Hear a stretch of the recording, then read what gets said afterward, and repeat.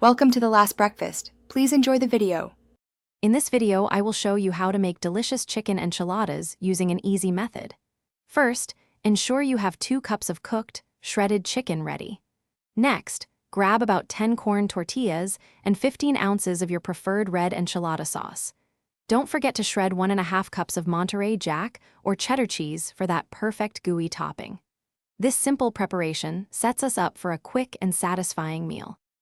Now, let's assemble these beauties.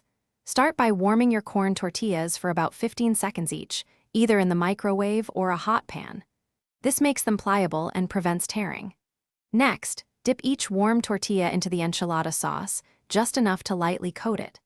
Then, place about 2 tablespoons of shredded chicken and 1 tablespoon of cheese down the center of each tortilla before rolling it up tightly.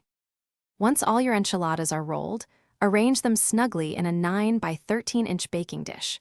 Pour any remaining enchilada sauce evenly over the top, ensuring every enchilada gets a good coating. Finally, sprinkle the remaining half cup of shredded cheese generously over everything. Bake in a preheated oven at 375 degrees Fahrenheit for 20 to 25 minutes until bubbly and golden. After baking, let your enchiladas rest for about 5 minutes. This allows the flavors to meld and makes them easier to serve. Garnish with fresh cilantro, a dollop of sour cream, or sliced avocado for extra freshness. They're perfect for a weeknight dinner or a casual gathering. Also, if you're looking for a great car air freshener or other deals, check the description below for links. Enjoy your delicious homemade chicken enchiladas.